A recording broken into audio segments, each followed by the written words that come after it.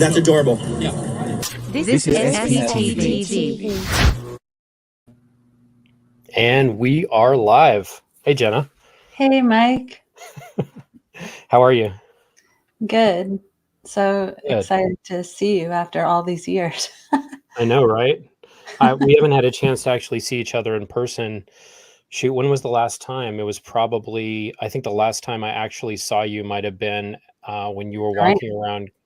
No, you at one point were walking around Gold. Oh, right. Okay, You were yeah. wearing like CMO uniform and you were barely a teenager. Right. Yeah. I remember that. I visited back. That was when my mom went on the RPF. So, Yeah, it's been a long time. So long. So Like, long. more than 20 years. Yeah, it's been a long, long time. Well, awesome. It's been a big week out there in California and everything with all of the protesting and getting out there again. Recently, you've started your channel back up, doing content, and I saw your video that you did earlier this week, kind of putting out your mission statement and your Q&A. I thought it was very, very powerful, and I'm sure a lot of other people did too. So awesome. I think I'm really excited that you're in this space because you have such a unique voice and an interesting perspective on everything. And I feel you were out here doing this and advocating for kids and sharing your story before it was safe to do it. You've been doing this for a very long time, and having you, available on this platform and speaking out, I think is amazing. So, Oh, thank you so much, Mike. That means a lot. And I'm really excited to talk with you because I don't know, the way you talk about things is very like level-headed and very you're very good at making difficult concepts seem easy, like things that I've struggled with for years. Like somehow you're just like able to explain them in a way that that I just think is so helpful to trying to spread the word. And obviously I know that and always have known that you're a really nice, kind person. And so I'm excited to do this together. awesome. I am too.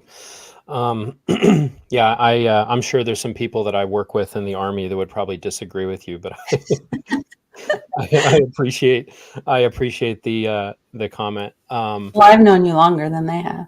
Yeah, that's true. That's true. When I was a little. Yeah, they don't always get the best version of me, but I don't know that everyone else has to. But yeah, the speaking out. This isn't always easy, and I'm sure you probably dealt with this a little bit, like because you were doing CNN, you have your book, which I'll pull up in a minute, even though you're like, no, you don't need to do that, but I'm insisting. You were like going on the road and like being a voice, and if people just do a little bit of searching around on YouTube, they're going to find a tremendous amount of like interviews where you were like on major news networks, sharing your story. What was that like then compared to now, just in terms of like the safety net that I feel exists with this? But then even doing it, I feel like it's activism work. It's rewarding, but sometimes exhausting. How is it then, and how does it feel now for you? Yeah, so I think then I had to be very like precise about only telling my story, exactly what happened to me, because just Scientology was so litigious and there was just so many horror stories of them ruining people's lives, getting them fired from their jobs. And so I felt like I was like sort of just like muted in that way. I could only talk about things that would happen to me. And then on top of that, it was however the media outlet wanted the story to be. Like it was usually like shoved into some story about Tom Cruise, and a few sound bites that I said were used after like, spilling my heart out and taking like the only vacation time I'd ever had in my life to talk about this. And then it just wound up being a few sound bites about Tom Cruise. So it could be really frustrating at times. Yeah. But yeah, so this is more long form, and we're able to people are able to get to know people and talk about all the nuances of people's stories and go through it several times. And get to know the stories from all sorts of people's different angles. So it's Right. awesome. Yeah, and it must does it feel safer? I'm guessing there's some safety in numbers. Like I Yeah. can, some of these protesters, they're like the one person out in Chicago. They're like, somebody come and be with me. Meanwhile, like when Yeah, there's a lot of people there, it's a lot funner, I'm sure. absolutely. Yeah. And your stories, like my stories being corroborated by many people now, Mhm. so when Scientology says, oh, that's not true, it's like, okay, well, can't really keep a lid on this at this point. There's so many people who are telling the same story. So yeah, it's actually it's a really nice feeling. Absolutely. Did you hear something that I've experienced very much now that I'm kind of reflecting back on everything, but becoming a parent and having my own children did a Mhm. lot for me in order to, well, I don't know that it helped me as much as it almost like made me confront my childhood. In I never saw myself as the young child that I probably was in certain circumstances. And now that I have children who went Mm. through the things that I went through, like before the Sea Org and Scientology, and then in the Sea organization, they're now that same age. It's almost infuriating to me. How does it feel from you as a mother? I think what you said is like how you were like, it helped me, but then you're like, actually, it kind of was traumatizing because Yeah. it's like, yeah, of course, it's helpful to see it how it is, but is actually like kind of traumatizing. I think that there's a point when you're becoming a parent, and in order to be a good parent, you have to be real with yourself if you're doing a good job or not. You don't want to lie to yourself, and I think that you can't help but compare it to your own experience. And if you aren't going to lie to yourself about how you're doing with them, then you can't really lie to yourself about what happened to you. So it just puts it in a different perspective. So things that maybe I would make excuses for or be like, "Oh, I'm fine." When I think of that happening to my son or my daughter, it is not fine at all. It's disgusting. And yeah, it's actually easier. Like it's just like a good way to get rid of the brainwashing, like um, just to see it through, to see my experience through if it were happening to my own kids, and it's just very clarifying and eye opening, for sure. Yeah. No, totally. And then like my oldest is now, because it's like, hey, we're going to finish dinner, dad's got to go upstairs and get on the computer and complain about Scientology. Like she's getting to the age where she's 11, so she's starting to ask questions, and I'm trying to kind of feed her information that's age appropriate, because she deserves to kind of understand what I'm doing. My younger ones, they don't really care that much yet. They kind of just think it's interesting. And then Mhm. I have, but for her, like trying to have these conversations about kind of what the high control groups are, what some of these high control religions are, because the worst thing for me would be a repeat of what happened to us. Like having my children get involved in Scientology for me would be devastating. I would not be able to cope with that at all. So I want to make sure that I'm steeling them against that kind of thing.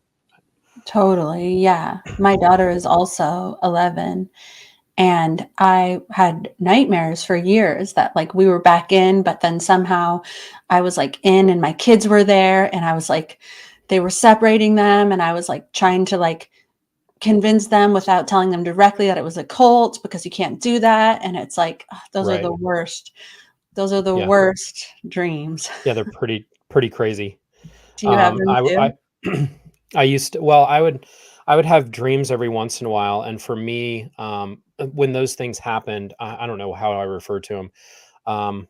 Well, I worked with your uncle for a certain amount of time when I was at Int, not with him directly, but kind of as one of his little minions, Mhm. um, in Golden Era Productions. And then I had some run-ins with him on my own, just at a certain point where it was kind of traumatic. And he's definitely a person that is very strong-willed, and everyone, it goes on complete pins and needles whenever he's around. So for me, I would sometimes have dreams that I refer to them as Dave dreams, where I'm back in a similar situation where I'm stuck there, but he is kind of a component of it. I'm sure you have a lot of different components, not just probably of him, maybe even of other people, but I think whoever was kind of the strongest control like picture in my mind is who I kind of keep defaulting to in my dreams. Oh, that makes sense. Anyway, yeah. Yeah. That's so interesting. Everyone who I've spoken to has these types of dreams, though, just being back in there. And I think that so many parents that I speak to, all they talk like that, all they want is to just not repeat that cycle. It's so Right. forefront in their mind, and it's so important to them. And even sometimes I feel like in my case, I went so far to not repeat the cycle that I was just like throwing myself away again, just doing everything I could to be the best possible mom. And so I try to tell people that as well. Like, don't forget that stuff happened to you. And if you're just throwing yourself away, like trying to make sure everyone else is okay, then you're kind of doing it to yourself again. So just make sure you're looking after yourself while you're looking after everyone else. Absolutely. And I'm going to take a second just to pull up your book, just because I think it is absolutely amazing, and I want everyone to be able to see it. So for those who are not familiar, Jenna, this is her on the front. This is actually the little Jenna that I remember from when we were kids. I think this was probably down in was that at the ranch or was that down in Pack at? This was when we went down to Pack for an event. I guess it's like Okay. a mini golf course, but yeah. So it was when I Yeah. was at the ranch, but yeah. Yeah, so this is your book. You have both your printed book and then your audio book, Beyond Belief: My Secret Life Inside Scientology and My Harrowing Escape, by Jenna Miscavige, or Jenna Miscavige Hill, which was your married name before you separated from your ex-husband. Anyway, this book is absolutely amazing. The audio book is completely fabulous as well. The lady that did it actually has a similar type of tone to her voice, so it kind of sounds a little bit like you, but it's not it's not exactly right, but it's pretty close. But I would absolutely recommend that anyone check it out, and here's the audiobook that you can find on Audible. Excellent. And if anyone wanted to know more about what it was like to be a child in Scientology, and specifically in the Sea organization, this book is excellent. It is, even though it has been in existence for several years, this is probably just as applicable, if not more applicable today than it ever was before. So I cannot recommend it enough. What like before Thanks.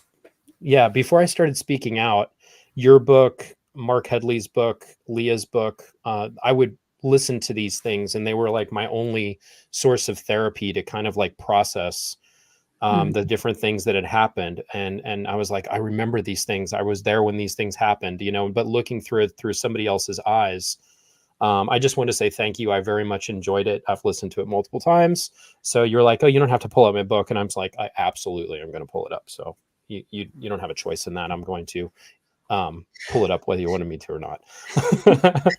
Well, thank you, Mike. That means a lot coming from you, just because we basically grew up in the same place. Like, so as far back as I can remember, you were kind of there.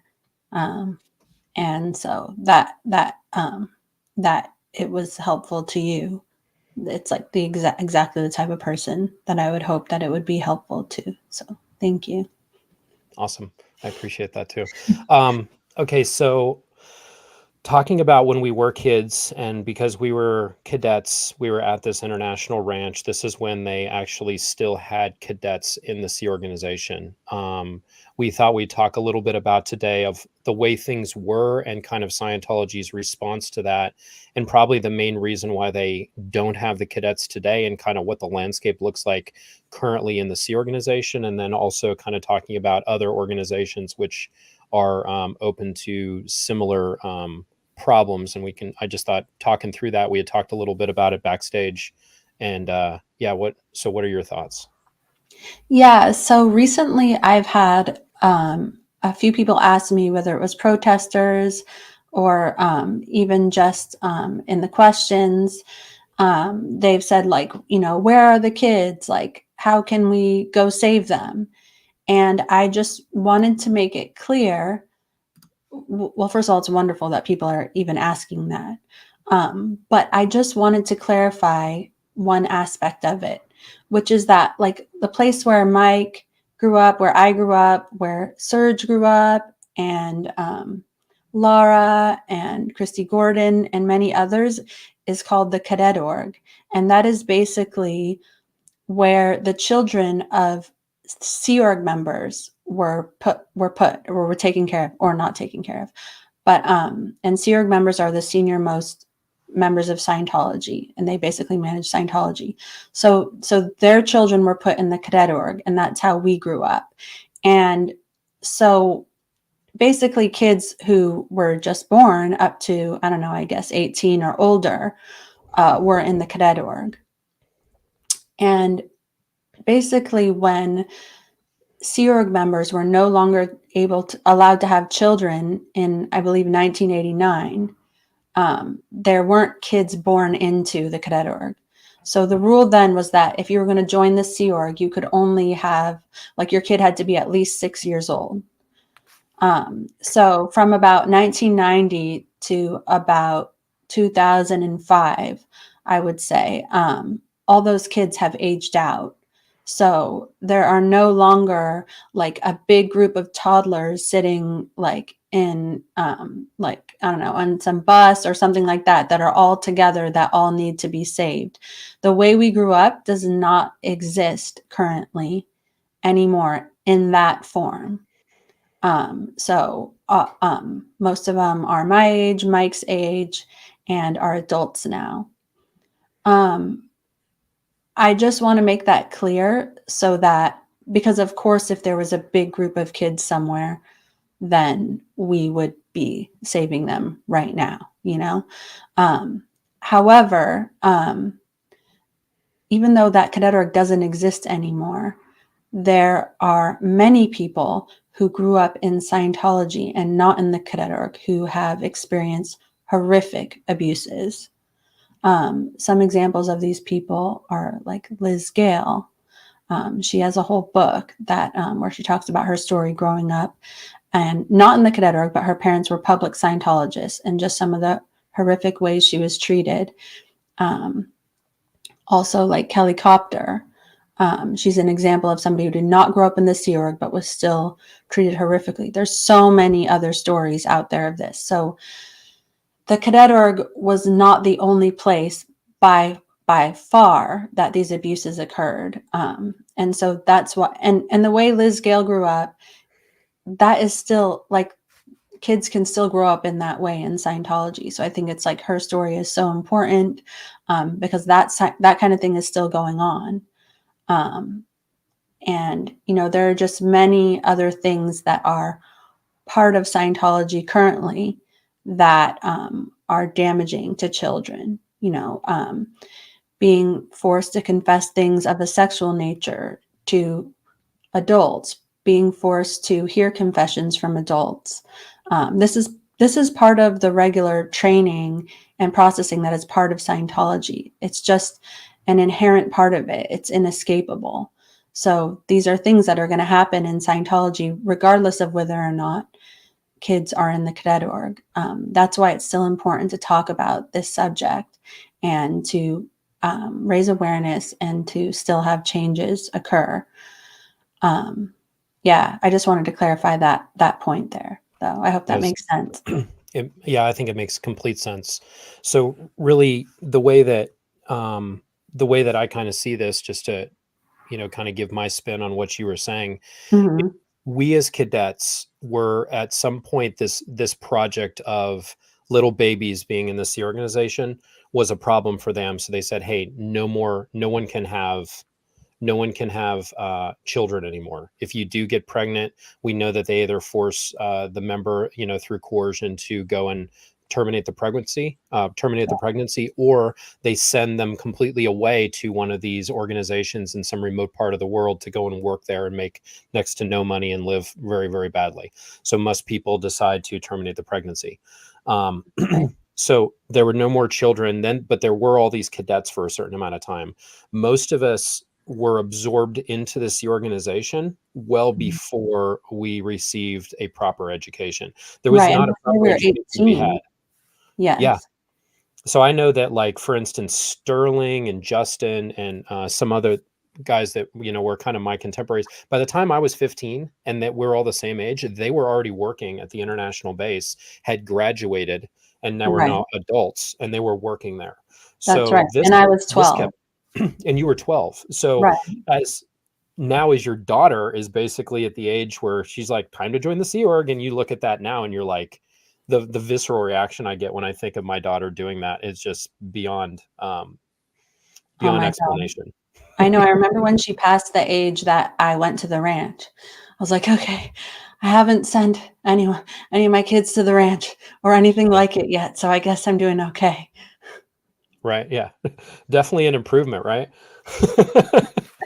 So then they still had these ranches for a while and these cadet organizations. There was the cadet organization in PAC. It wasn't doing great because everyone was just sort of free range around LA. Then they had the PAC ranch. And then from there, if you like the book that was recently just came out, The Bad Cadet, Catherine Spolino's story, like that's another coming of age story on what it looks like for a child to be raised in this organization and then get absorbed into becoming a Sea Org member. Right. You're going Yeah. to see no part of any of these stories have anything to do with a normal education and opportunities in life. Just, they do not, they will not. And then they started, I remember at one point your uncle came out to the ranch and he looked around and there were kids anywhere from the age of probably 8 to 16. He looked around and his comment was, I don't see any children here. And the orders then were like, I want all of them working. So they were all kind of either sent to Flag, sent to Golden Arrow Productions, to start actually plugging in and becoming staff members. So that occurred, and that at That was that in like point, I think. 1999. Mhm. And so a lot of those kids were like, my contemporaries were like 14, 15 at that time.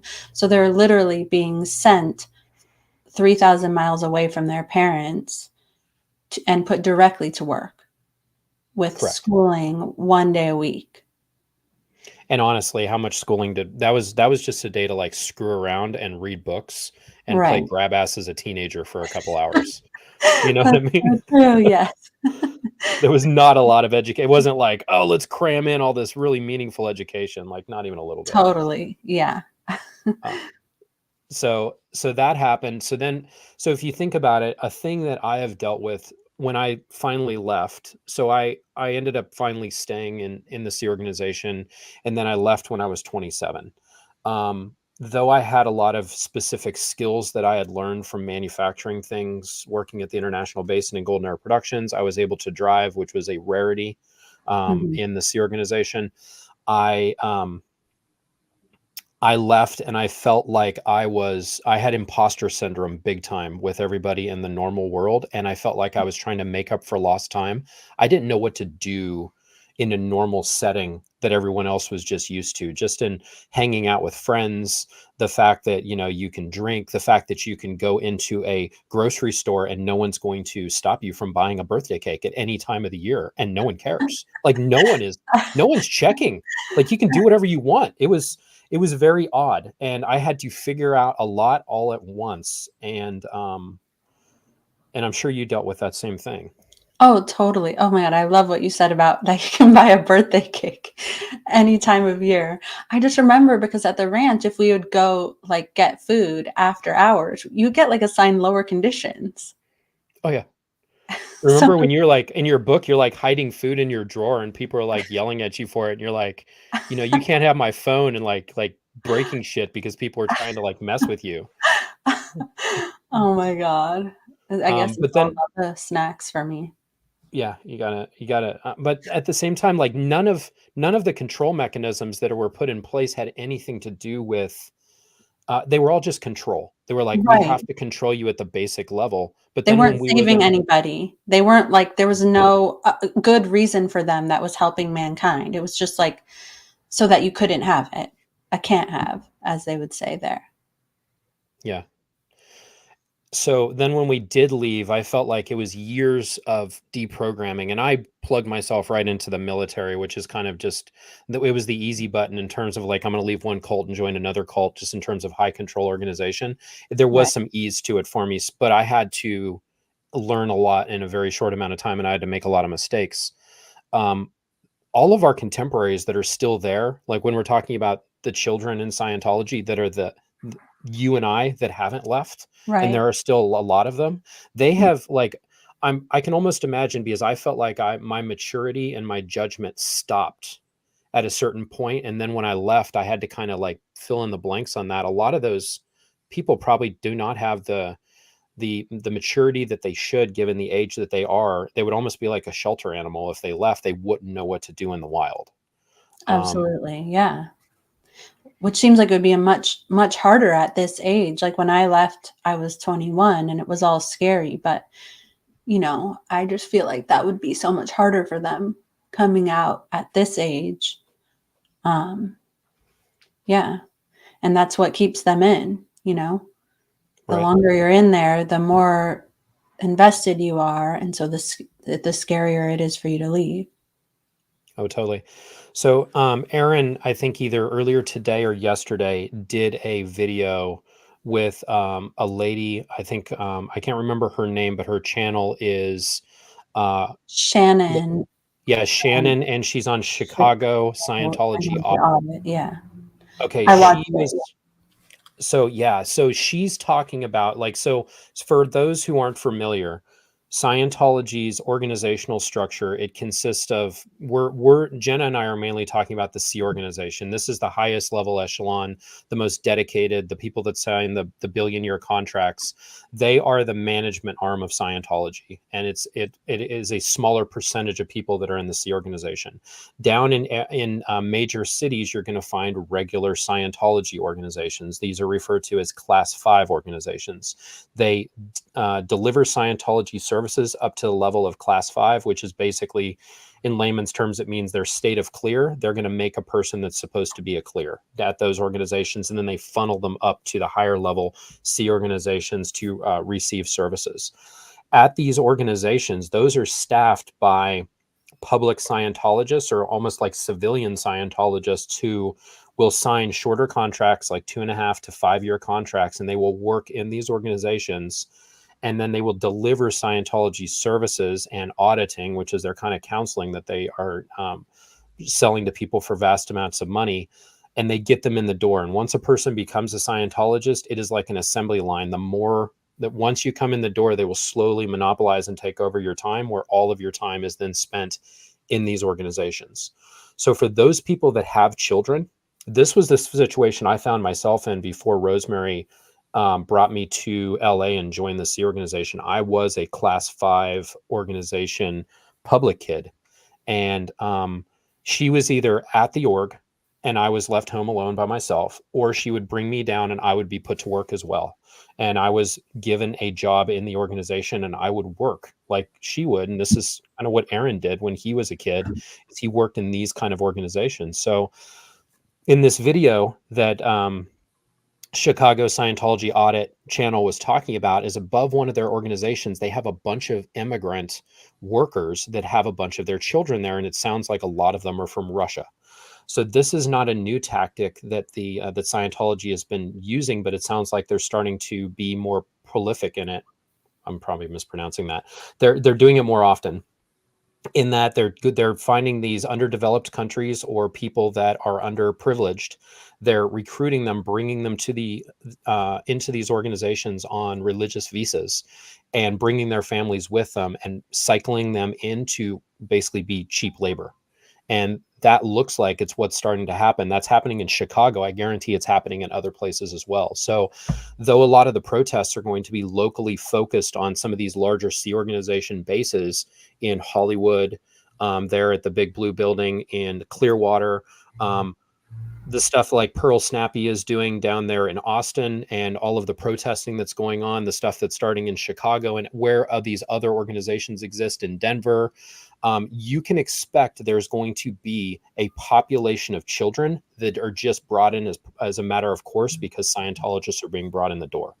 Along with that, you're going to have kids that are being labor trafficked, similar to what Aaron and his brother were doing, and his whole family.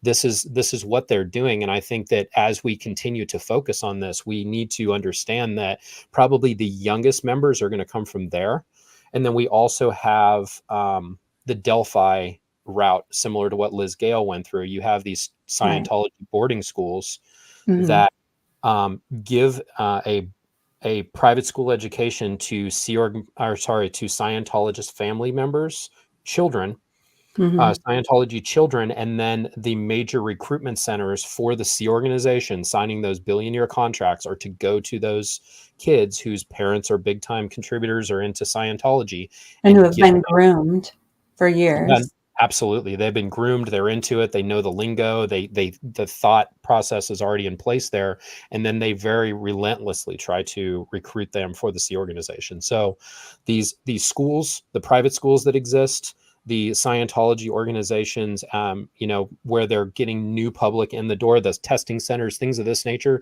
These are all things that absolutely should be getting attention in addition to everything that's going on. So you couldn't have enough voices that are contributing to this in their local areas. If there's a Scientology organization there, people need to have eyes on it and figure out what is going on. And that would be time well spent, in my estimation.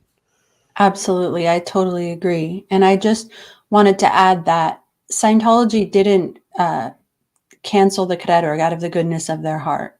Like, there's still an endless well of creativity within them to figure out how to abuse children and how to cheat the system. So, like, for example, when I was in Florida, when I was 15, even though there was no more Cadet Org anymore, there was still a boy who was 9 years old, who was in the same group as me, who was a Sea Org member. Neither of his parents were in the Sea Org. They had signed him away so that he could. So again, just because there's no Cadet Org, they are still going to be creative with this in one way or another, in ways we haven't even thought of yet. Yeah, and if you think about it, like that is a very ripe population. You're very impressionable as a kid. I mean, I still have my twins still believe in Santa Claus, and I'm going to let them do it as long as possible. But they would also be easy to get into a cult because, kids, have magical thinking that's just kind of built into, they don't have a basis for discrimination of, right and wrong, true and false. That's what they have to learn as their brains are developing. A lot of the science is now saying like our brains aren't really developed until we're like 25, 26 years old, where we have really the executive function to make decisions and do them well is not until we're in our mid-20s. Meanwhile, it's not safe to have children in Scientology in any way. And, and I know Claire Headley has talked a lot about this with her children. She's like, children should never be in Scientology at any age.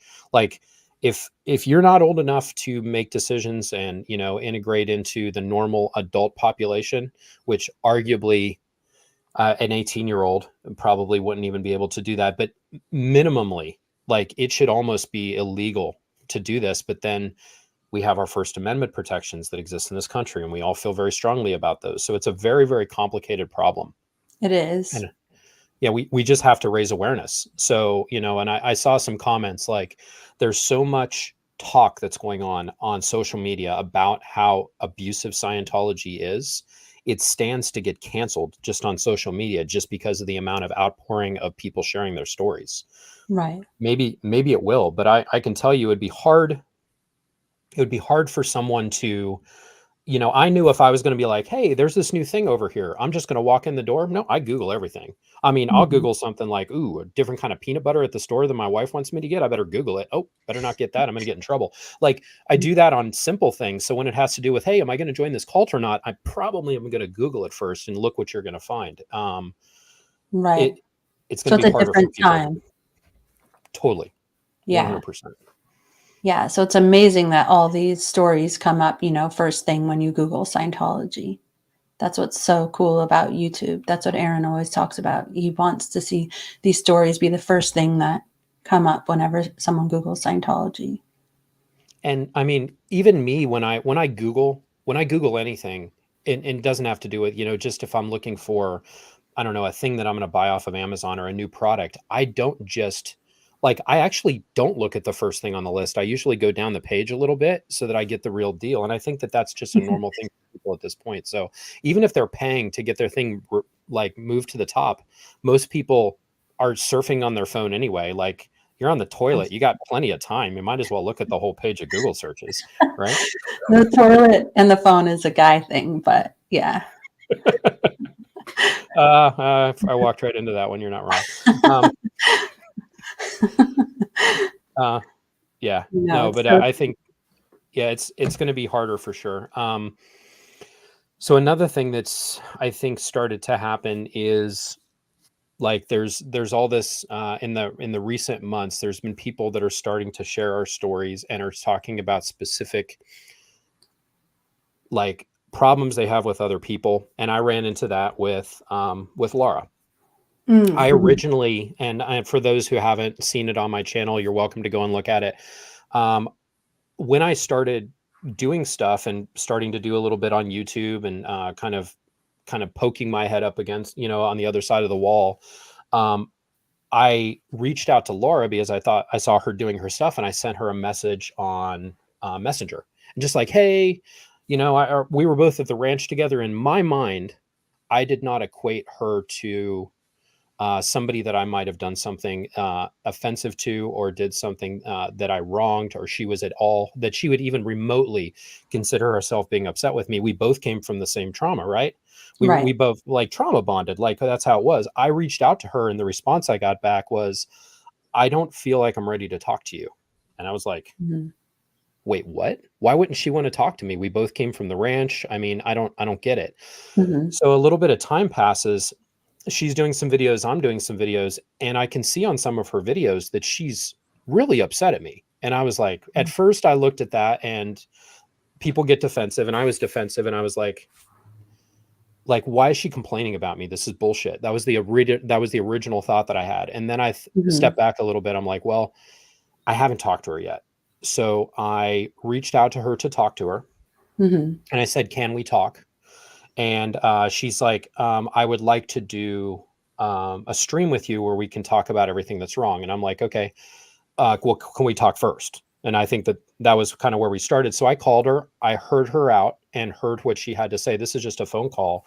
And I really realized that she didn't necessarily have all of the details right, but her impression of everything that happened and a lot of the information was 100% right.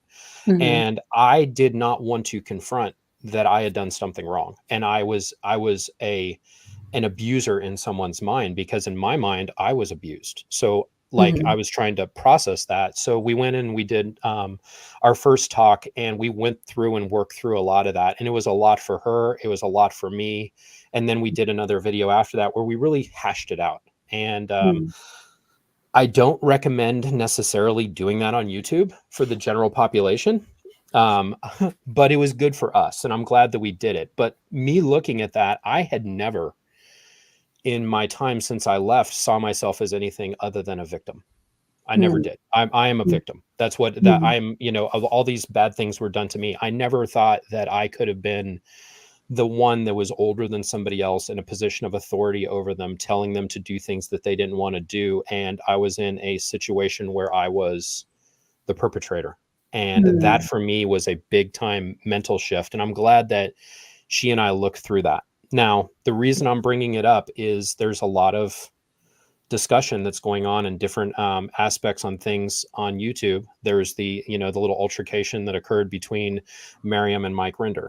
And there's the stuff that's going back and forth. Now, this is very important for people to understand that a lot of things can be true all at the same time. And there isn't, nothing is black and white. Nothing is good and evil. Nothing is just, there's a million different shades of gray on truth on things. Right. For Mirriam to be kind of dismissed the way that she was, and for the things that happened. And I did a whole video and then this, and I'm not trying to just unearth all this, but I'm just going to mention this as part of our conversation, because the kids have never had, like everyone that's coming out, kids, adults, or whatever, however we got into it, we've never had a voice where we can say what happened. And now we do. So when that does happen, people need to be, you can't elevate yourself to the point of like, hey, I am not able to stand up to scrutiny because of everything bad that happened to me. We all have to be able to look at that as we sort through it. And the easy button would be to talk it out and to hear it out from one another. If you want to do it publicly, people are going to want to watch it. And what's, I think, good about the public aspect of what Laura and I did do is I think a lot of people got something out of that. A lot of people probably thought we were dysfunctional as fuck, but they're probably not wrong. But at the same time, there was some healing that happened for a lot of people. So my recommendation would be for the people that just want to like, it's okay for someone to have a beef with you. And the best thing that we could do is talk it over. It doesn't mean we all have to be friends at the end of it, but at least means we've tried to do our very best to make sure that that happens. And I want to continue to provide advocacy for both myself and for other people. For those of us who are finally starting to come out and share our stories, it is very important that we all come out, and the more voices that come out and are able to share their truth, the better. And something, if you don't mind me pulling it up, I'm going to bring up Mirriam's page. She just actually created her own. Let me see. I'm going to just get this. Okay. So Mirriam Francis, most of her work up till now has been through the YouTube page on Children of Scientology, where her and Christy Gordon actually do a lot of advocacy work for other people other than themselves. So Mirriam decided to make her own channel where she can create her own space where she can talk about what she wants, which is very important. And she created that within the last day or so. In the last, just so far, it looks like she's up to about 700 subscribers. So it is Rage Against the Dark Arts. Probably a little bit of a Harry Potter theme going on in there. And it's at Against the Dark Arts. All one word if somebody wants to find it. She has her first video that she's uploaded in there. I think Mirriam is an extremely brave example of how to advocate for herself. And she's had to do that. But before she was doing that work, she was actually advocating for other people. That's how I met her. Because her and Christy were like, can I sit down with you and help you share your story? You're talking about your mom's stuff, but what about you? Like, can we get your stuff and start talking? And that's how she and I even met and had a chance to start working together, because Mirriam and I are about the same, probably age difference as you and I. We would just not have been contemporaries the same way. And she was down in LA. So we started working with it, and I'm like, this person is helping me, but I'm like, she has been through a lot more shit than I have. And I just have immense respect for her. So I wanted to think that's your channel. Yeah, I think it's so amazing that like people like Christy and Mirriam who have been through all this stuff. In some ways, like what we went through is so horrible, but like I almost feel like that aspect of it has made them strong enough where, I mean, going through all that and then helping other people, what's more beautiful and amazing than that? Like, I mean, I have spent so much time on the phone with Christy, her like scraping me off the ground, her just being such a wonderful person to me. And so just seeing that they're doing that for other people is just the most beautiful thing in the world to me. Yeah, so I'm really impressed by it. Yeah, so I'm excited for Mirriam. I'm going to subscribe to her after this video. Yeah, I'm hopefully a few people were. I mean, she started today. When I was at work, I was like, oh, she has a new channel. I looked, it was like 20 something people, and she's up to 700. So I think in very short order, we can get her to the point of being having enough subscribers where she's able to monetize her channel. We can get her the watch hours that she needs to. And she's got an amazing story. And I'm guessing that a lot of her content is not just going to be about her. She's probably going to continue to do things that are going to be very relevant in helping other people. Why? Because that's just the work that this woman does. So absolutely give it a shot. And then one other thing, and I wanted to mention just where we're talking about Mirriam this weekend. So Mirriam is in the process of trying to pay for some mental health treatments. There are some procedures that are supposed to help with post-traumatic stress in order to kind of help a person get grounded. So she was trying to get this funded, and we are going to I think this weekend there's going to be some people that are doing some advocacy work trying to help raise the money for this. I know that Poe on the Go and Clearwater Chad are going to do a chatathon trying to raise some money for Mirriam. If anyone is interested in contributing to her her PayPal, I'm just going to put it up here on the screen. So again, this is to raise money for counseling services and for PTSD treatments. This is PayPal me/Mirriam Francis. If anyone is able to give a little bit, I plan on contributing to the chatathon this weekend as they're doing it. Hopefully I'm able to pop on a little bit, and I've already decided that I'm going to pledge $200 towards her treatment. So I'm looking forward to be able to do that on Sunday with everyone else and hopefully add a little bit of steam behind it, because I think the woman's amazing. That's awesome. Yeah, exciting. So we have a few, before we get into some starred comments and stuff, Jenna, is there anything else that you were thinking we should kind of talk about before? I'm sure that there's plenty of things in the comments that we'll get into. Do you want to get into those next? I just have one quick thing that you were talking about that I just wanted to add to. When you were saying that we all sort of have to look inside of ourselves to, maybe see the things that we did when we were there, or we're only looking at it from one perspective. I definitely feel like that's really true, because in the end, we all were in a cult, and I've done things in Scientology that I'm not proud of. And I think about those things all the time. And I think about those things to make sure that I'm checking myself. You know what I mean? I think that that's because I did those things, I feel like it is inside me to do that sort of behavior again. So if I'm not constantly checking myself or questioning myself, then I don't know, then I can see myself doing that again. And that's a little bit what I feel like happened with the Aftermath Foundation. So I just think it's really important that we never think that we are sort of scot-free, like, oh, we're good now. No, if we did those things before, we are capable of doing them again. So, and that's not just directed towards them. It's just something that I hold for myself. That helps me. No, I think that's really prudent. I mean, if you think about it, like when we came out talking about all that make up for lost time, we had a certain level of stunted emotional maturity that was in place. And we also have a certain way of doing business that was ingrained in us. Like, this is how you're supposed to react when these things happen. And that's why people are like, making comments like, you can't take the Scientology out of it. Like, okay, well, some of that's true. Like, a lot of us have, like, the defense mechanism is what like we were programmed for years to react in these ways.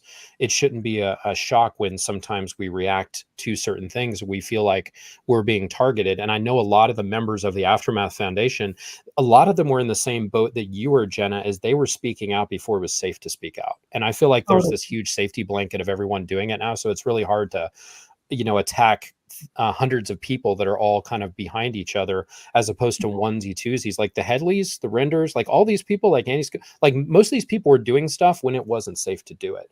So I think that there's a lot of credit that people that were doing the work before it became, a lot easier, deserve. But at the same time, like you said, we all have to be critical of our own thoughts. We have to be able to introspect and say, okay, am I right? Am I wrong about this stuff? And then hopefully, if we can handle it with communication, be able to talk the things out, be able to say, hey, you're right about some stuff, but you're wrong about other things, and then sit there and dialogue it out until it's figured out. But if a person can do that, we're going to be fine. If we can't do that, that's where people like that. This is the thing on social media. Like when people get pissy about something, it's not going to go away.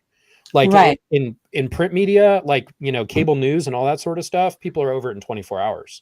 Like here, the internet has a long memory, even though the YouTube content that you do is sensational for a minute. But in terms of the things that people consider emotional connections to, those don't go away like easily at all, from what I've noticed. Totally. Yeah. And it is a strength to be able to apologize, and it doesn't make you look bad. It makes it look like you're a good person and you care. So yeah, I would agree. Awesome. This has been fun talking. I'm glad we decided to do this. Yeah, me too. Should we try to struggle through some comments? Sounds good to me. All right, we have some comments and some questions. I've tried to kind of keep up with, I probably missed a whole bunch, and for that, I apologize. I'm going to go up to the start and we'll just kind of work our way down. Okay. All right, here we go. Up here at the top for Murphy question, is Jenna willing to join a game night with Aaron, Reese, and Mike? That would actually be fun. That would be We need so to do fun. some, yeah. And maybe we can have Sterling keep score. Yeah, I've watched, like, I once in a coffee shop and I watched one with you and Sterling and Aaron and Reese, and I felt like FOMO. I was like, oh man, I know all these guys. I should be there. But it was really enjoyable. But whenever we play bad people, like I'm like playing the military card, like I'm in the military. Meanwhile, Aaron's like, you know, getting kicked off boards, getting arrested. Like, who's gonna win bad people? I wonder what it's gonna be. Not you, Yeah. not you, Mike. That's funny. Let's see. Unapologetically me 26. Love the book, Jenna. Thank you for sharing. Thank you. See, Donna Lanardo comment. Just watching these children get out of the cans during the Austin event last Saturday broke my heart. I'm guessing they were public kids. Yeah. There's probably a lot of public kids. I don't know. I'm guessing if they're able to, like, for Austin, there's that one kid that I think Aaron refers to him as, he claps a lot. I can't remember the kid's first name. Anyway, most of those are like barely, like they're probably upper teens, early 20s at best, a lot of those staff members. And I wouldn't be surprised if some of them are teenagers. Yeah, I know when I compare, like, because my son is 15, I'm like, they could easily be 15 or 14 even. Yeah, it's very possible. Donna again, question, Jenna, do you mind having Mike or anyone say your uncle as opposed to just using his name? Does it bother you now that you've been out for a while? I mean, when I was in Scientology, he was never called my uncle. He was called COB. So my uncle is just a translation to, like, not have to give this whole explanation. So it's just my uncle. So no, I couldn't care less. And when we were there, no one said Dave. Yeah, everyone said right. COB, and the only time you would hear Dave was at the events when he would be referred to as David Miscavige, and then when he signed all of his numerous directives into the organizations as Love Dave. That's about the only time you'd actually hear Dave. Other Right. than that, no, never. Yeah. I guess Shelly would be like, Dave, this, like when I was with, but yeah, I definitely did not call him Dave. Oh, yeah. Metrics Tech Solutions, thank you for the super chat. Let's see, Matt's mom. Mike and Jenna, it amazes me how all of you former SPs are so tenacious, intelligent, and articulate. Can you attribute any of those to being in Church of Scientology? What do you think, Jenna? I mean, I think we had to do I did a lot of reading aloud. I would like M9 everything. So it's like when I would read aloud. And I think I did that so I could work with another person. So I did a lot of practicing at that. And that's mostly all we learned was reading and writing. We didn't learn anything else. Well, besides construction in your case. Yeah, well, we learned a lot of construction stuff. I think the lifestyle, just going into the military, and I know there's been some other cadets that have actually gone in the military and been successful in the military. Most of them have actually been female, which is odd. If you look at the population, like myself and one other guy, we actually went and kind of followed a military lifestyle, but there's been at least 2 or 3 female cadets that joined the military. And statistically, that actually is way outside of the average of what normally happens. So I think a lot of our programming set us up for that kind of lifestyle being a little easier than probably for most. But I was a shitty reader as a kid. I had dyslexia, and L. Ron Hubbard's study technology didn't do a great amount for me, unfortunately. So, I can imagine not. yeah. That wouldn't have been very helpful. Vanessa Costales, thank you very much for the super chat. My wife Emily gives me crap when I say thank you very much. It's like Fat Elvis or something. Anyway, all right. Liz Ferris, you're doing amazing. Smash the like and hit subscribe. Thank you so much, Liz. Thank you, Liz. All right, Vanessa, admire your strength, Jenna, and you speaking out. I could not agree more. Oh, thank you. That's sweet. All right. Two sandwiches tall. That's pretty funny. Question: how is Astra Woodcraft from ex-Scientology kids? I haven't spoken to her in a while, but I have been thinking about her so much recently. And I recently watched a video with her and her dad and her sister Zoe. And I really need to reach out to her because even just going to LA, sometimes I like drive past her street and I'm like, oh, Astra's there. I just need to send the text and make it happen. I mean, the more people, even if she doesn't want to, continue to speak out, I mean, I think the reconnection is what kind of feels so good about all this. It's almost like our therapy group, getting in these conversations and being able to say the things, being able to natter and know it can tell us to stop. Totally. I was such a natter. It was so hard not to natter. Love it. All right, what is this? Gail DE, Australian channels at the Scientology Watcher and at Perth Scientology Audit and at Aussie or Oz K8. So those are some Australian channels. Let's get on those if people can take a look at those. A lot of times these people are just needing some subscribers to get over the minimum count so that they can live stream. So as these things come up, I know Aaron's talked a lot about that. If we can support that, then we can get these people out there continuing to share the truth. I like it. Okay, Brittany Van Brackle, obsessed with this duo. Mike, brilliant as always. Jenna, so glad you're doing more. You have such a calming demeanor. You're both such a bright light. Thank you so much. Thank you. That's sweet. Bo Beats, question. It looks like more and more over the years of being a supporter of ex-Scientologists that there are levels of gatekeeping, all of the relevant COS info, e.g. Doug Kramer, second gens, and now Alonzo. Thoughts? I think that there is, humans, we're pack animals. We usually like hierarchies. We get into these things thinking that, we can somehow kind of come together, and that's why things become cliquey. That's just the way human nature is always going to be. So I think that there's always going to be the thing towards a hierarchy. For me, I think we need to try to dismantle the levels of importance based off of what existed in the Sea organization. Like if you were a flag public, you're more important than a class 5 org public, or if you were a Sea Org member, you're more important than any of those things. Or if you came from Int, you're more important than somebody that was at flag. Like all that's bullshit. Like, of course we're going to know one another, be able to, communicate. But a lot of the people that are now starting to work together, we have a lot of different backgrounds. A lot of us were Sea Org kids, but some of us weren't. Like I didn't know Liz Gale before any of this happened, so I think Liz Gale is kind of, just because of her natural leadership abilities, she's kind of filling in a role as kind of a role model. I like that because she was on the Aftermath show, which I think that might be a tiered thing too. So I don't know. I think we should all just be real with each other and try to minimize the fake bullshit levels of importance and just try to help each other share our stories.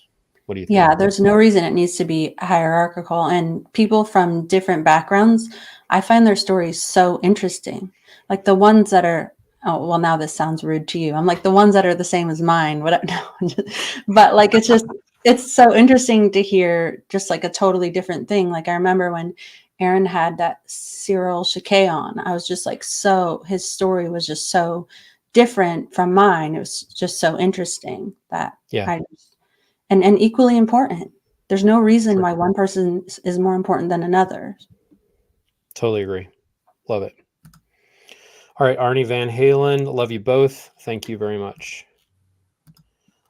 Lathanda Grocklinga, a proud fleaboard warrior. Thank you for the super chat here. Thank you for your wonderful book, Jenna. 100%. Anyone who hasn't seen it, they need to. I am a never end, but it helped me understand parts of your own trauma from a high control group from Germany. Yeah, Lathanda is, she's great. She's she's a lot of the comments that I did a recent thing about some of the German news crew stuff, and Lathanda had some very interesting feedback. So Oh, get out so right over there. Yeah. All right, cool. Tanya. Comment, just wanted to say thank you for being so vulnerable and sharing your stories with us. Sending much love to you both. Thank you. Thank you. All right, Trailblazer Laura. Children do not belong in any cult. Thank you for shining a light on this issue. Thank you. Whoa. I just zoomed in. Let me zoom out. I'm trying to completely make it so that I can't even see my own screen. Okay, finally found it. Woohoo! Okay, cool. Hit the wrong button. It goes nuts. All right, Janet G. Jenna, all of the power to you. Mike, as always, I love your voice in this movement. Thank you, Janet. Thank you. All right, let's see. Elena Rainerman, how is it that you two can speak with such clarity and not have any education? Well, we had some education, but it wasn't a formal education. I know a lot of if I'm trying to take the bright side out of what we went through, we did, like Jenna, we were forced to read a lot. And we were made to be very tenacious and determined and hard-headed in terms of making things happen. And I think in that way, we've been forcing ourselves to try to exist despite all of that. And one thing I learned is what people will do to people, which I learned a lot about that.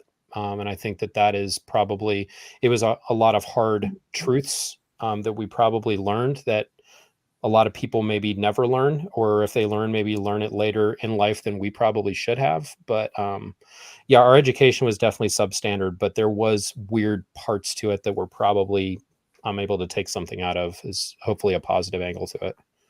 Yeah, that's a good point, because we were always living in such close quarters with other people. Like, so we were like extremely social. All day, every day, never had a moment to ourselves. So I guess you do learn a lot about what people will do to other people in that type of situation. Yeah, that's true. All right. The big dog, thank you for the super sticker. And here I go, hiding everything again. I'm obviously hitting the wrong button somehow. Aaron's probably laughing at me in the background. All right. Let's see. Debbie Green, thank you. Let's see. Jack, another super sticker. Thank you, Jack. And then we have a super chat. You two are great. Hi from NYC. Hi. Arda A. Hi, Arda. Awesome. We got to the end of the chats. I know there might be some other stuff in the live, but I know that I think we're probably getting up. We're just a little bit past an hour. I really enjoyed this chat, Jenna. Yeah, me too. I hope we can do more in the future. Yeah, I do too. I think we should. And then, as you know, we'll probably keep incorporating in other people. I think being able to advocate for each other, come together, share some of these stories, hopefully keep each other, provide context that's very realistic for people to understand. I mean, that's what I want to do. So let's do it. Awesome.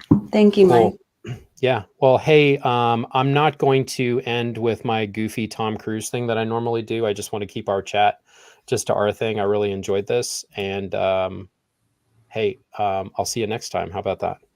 Okay, sounds perfect. All right. Bye, Jenna. I'll see you later.